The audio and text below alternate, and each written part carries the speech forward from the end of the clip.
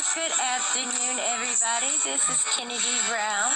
That's right, the Carolina girl herself, inviting you to try out my new segment titled Message in the Music.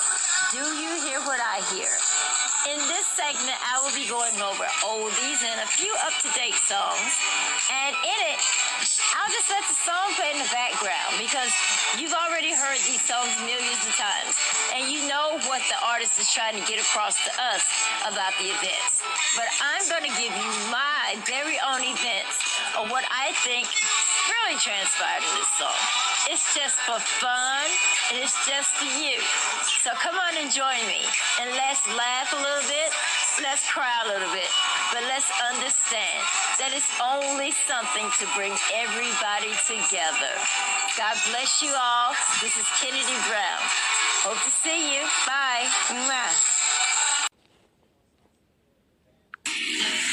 Well, hello there. This is Kennedy Brown, or should I say Downtown Kennedy Brown, because this is a brand new segment called Message in Our Music. And in this segment, I give my opinion of what I think about certain songs, certain groups, or whatever the song meant to me. This week, we're going to talk about those beautiful, fantastic girl groups. Now, I myself was born in 1968, and I know that most of the listeners were born around this time also, or a little bit before this time, or maybe slightly after. And they called this the baby-making era. But I don't see how it got to be the baby-making era when the chicks could never seem to keep a man. Every girl group I knew or heard of was singing about some man leaving her.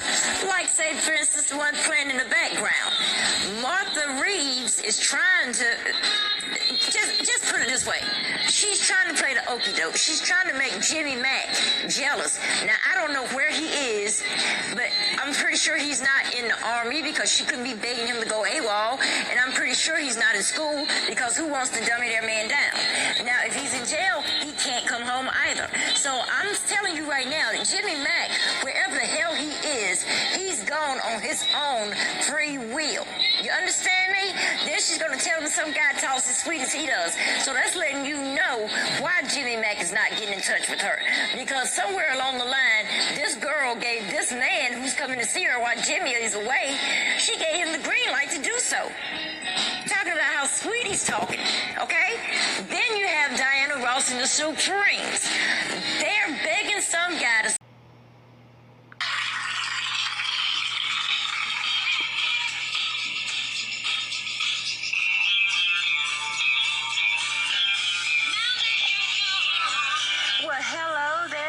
Kennedy Brown, and once again, it's time for Message in the Music. Do you hear what I hear?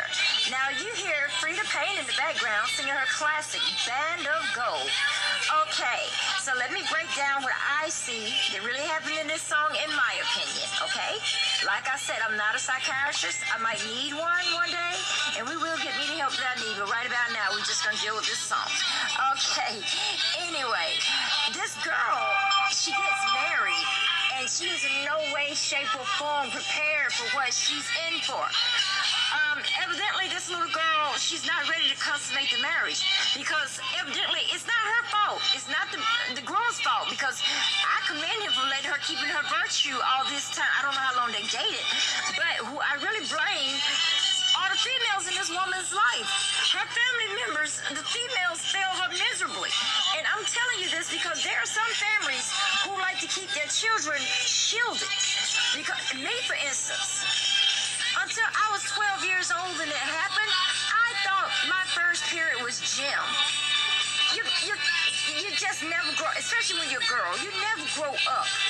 And ladies, we really need to have this talk with our children, especially the girls. But anyway, back to this song.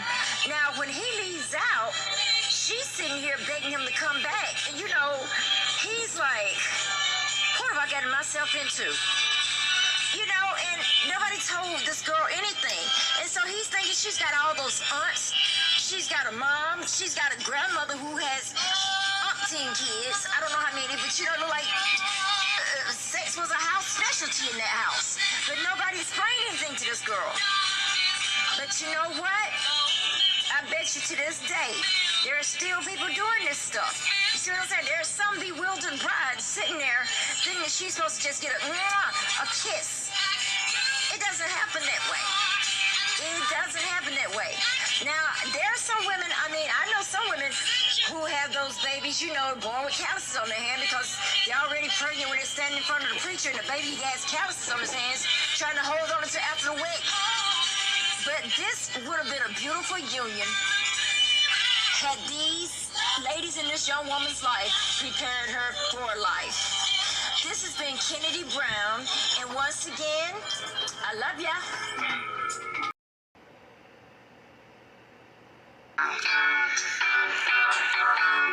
Well, hello there. This is Kennedy Brown, and once again, it's time for a message in the music. Do you hear what I hear? Now, you know how the thing goes. The singer gives you one idea how things goes, and I give you my idea. But this song right here, the Soul Children, it ain't always what you do, it's who you let see you do it. This should be a hater's national anthem, baby. That is one thing I live by. My granny even told me that. It ain't always what you do, it's who you let see you do it. You see what I'm saying? And trust me, I know that. I know that.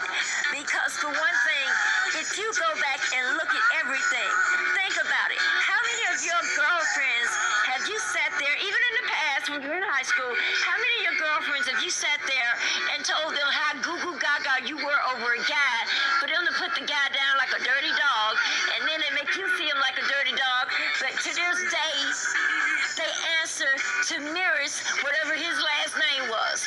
Yeah, they got you to see what a dog he was. But what you really did was show them what a female dog you were in the heat.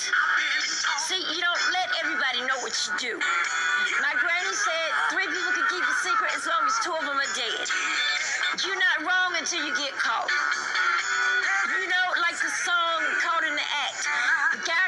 The guy and the girl he was cheating with got caught because he saw her husband and his wife in the hotel lobby. Okay, no, he was so damn dumb. But see, they were the real players in it because to me, they were having a relationship the whole time. Now the girl in the room is the dummy in the situation because she has not been caught. The husband of the other woman has been caught. Had that been me, I would have been on the bottom floor calling my friend, hey, Kenya, come pick me up. But like I said, yet and still, I wear a wedding band for 33 years. I'm no fool. But what I'm telling you people, don't let anybody, something that you would want out, don't let it out. Your best friend is yourself. Get a damn diary. Just do something. Don't tell your best friend. Okay? Because your best friend is not the person who rides with you when things are good. That's not the person who talks good about you in front of your face. That is the person who's beside you when times are bad. That is the person who talks good about you behind your back. That is the person who defends you behind your back. So anything that anybody finds out about you, don't say anybody's all up in your business. Nobody's all up in your business. You're telling your business. Well, hello and good Friday night to you. This is Kennedy Brown, and once again, it's time for us to find the message in the music. You hear what I hear. You know, every night I sit here and give you little song snippets, and I show you what the singer is trying to get across, and then I show you what I really feel. Now, this song right here playing in the background is a monumental classic. Climax, The Men All Pause. This song came out when I was in high school, and you could not tell me and my high girls that we were not the end-all, be-all. And when we were walking to the classroom, all the boys would look up at us, and we would sing that song, The Men All Pause. My girl, Sherelle Murray, she thought this song was written especially for her because she would walk down the hall singing this tune. She would be singing everybody's damn parts in the song, I don't care. From, what's the girl name? From Joyce Cinderella Irving to Bernadette Cooper. Sherelle knew she was that girl. But anyway, I'm sure that now, like myself, Sherelle is in her 50s, and this song has taken on a new meaning. It goes from the men all pause to change the meaning of it. It goes to menopause. This is when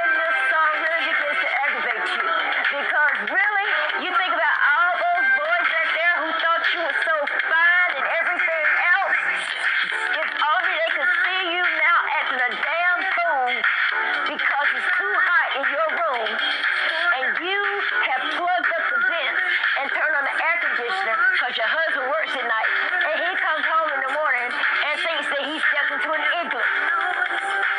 Now, what he should really do is just be quiet. But he doesn't know how to take a hint, so I have to play this song. She'll get the hint. He'll shut the hell up, but he'll get in bed and his teeth are chattering and he's looking at me like I'm Joan Crawford. Mommy dearest, that's how he looks at me. My children are the same way. My daughter Deirdre, when you find out your daughter is a hater, you call your daughter happy as hell because you have two left feet and you finally learned how to do the one dance that you've always wanted to do. When you call your daughter and tell your daughter, guess what, T? I learned how to twerk. She hangs up on you. That gives you a menopause moment because you know right then and there, your daughter is a hater. But what she is hating on is a 53-year-old woman. Don't blame me because I've always had a swish in my walking music and my talk, little girl. And my sons, they act as if they sired me instead of me giving birth to them. They want to be my pastor, they want to be my lawyer, they want to be... Well, hello, this is Kennedy Brown, and once again, it's time for the message in the music. Do you hear what I hear? Now, my girl Karen Marquita wanted to hear this, and she wanted me to break it down for her. This song is so beautiful, but you know what? It's not really one of my favorites because this is the song that my mom and my stepdad used to say was their song, and I really wasn't feeling that, but that was my first stepdad, so may he rest in peace.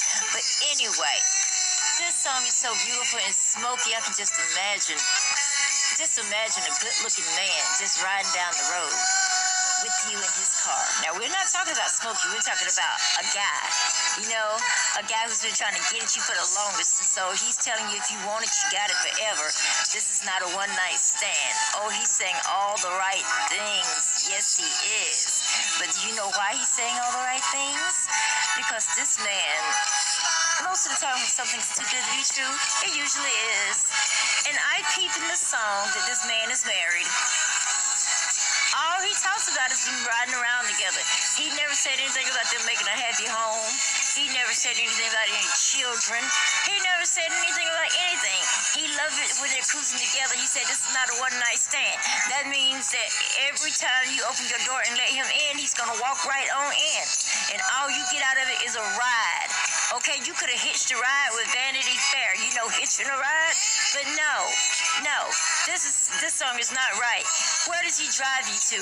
I bet you every damn thing in the world that he drives you around the country where nobody can see you all. And I bet you people know you too by face up there in that country or whatever else. But you know what? Sometimes the country folks do come to the city, and when they see you with your wife and not this woman you've been cruising with, they're ignorant to the subject. They will bring you out. They will ask you something pertaining to this other woman, and you will wish there was a hole in the ground big enough for you to go in. That's what Smokey's singing about.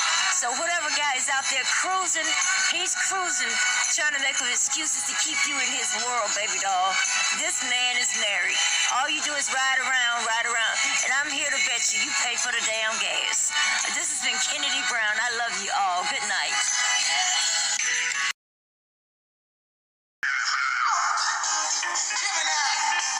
Well, good afternoon. This is Kennedy Brown. And once again, it's time for a message in the music. That's right. Do you hear what I hear? Well, right now, I hear Johnny Taylor in the background singing his classic, Who's Making Love? Okay, now I'm going to give you my thoughts on this. And like I said, don't even think that it has anything to do with Johnny. Okay, we know the situation, so we're just going to shut up about him. We're going to think of a random couple, okay? So this guy, he's out, I guess he only does this after he's sitting there, having like remorse. I don't know what it is. I guess it's like in the moment of the 30 seconds of empty-headed pleasure, it seeps out. And then he comes to a moment to something that really scares the hell out of him. He's thinking that while I'm lying here in this bed making love to this woman, somebody could be at my house making love to my woman. But see, I'm going to tell you right now, that's not going to happen because no woman is going to lower herself to bring another man into her marital bed, into her home. He can forget about that. Now, if she's out somewhere at Motel 6, I understand that. But see, he doesn't understand. His wife is smart as hell. She does not care who he's out making love to because he's so vain, he thinks this song is about him. He does not see that while he's worried about another man socking it to his wife is socking it to him because he's going to get those divorce papers any day now because she wasn't making love to anybody except herself. She was loving herself more than she was loving a dog-ass man that she was not willing to run around and chase behind. So if it was really an issue, she would be singing this song. It would be a woman singing this song. But it's not because you know why? I can tell that maybe these two got married very young and, you know, they just did this or that. I don't know if they had to get married because the baby was born with calluses on his hands from trying to hold on to it after the wedding or what. But I do know this. I bet you not one time did he stop to think that this woman he's married to, she has the best weapon against him. She is a scorned woman without a prenup, baby. And that's an ingredient for living your best life. So, Johnny, keep on going out making love to your old lady or whoever else. It ain't gonna work. This has been Kennedy Brown.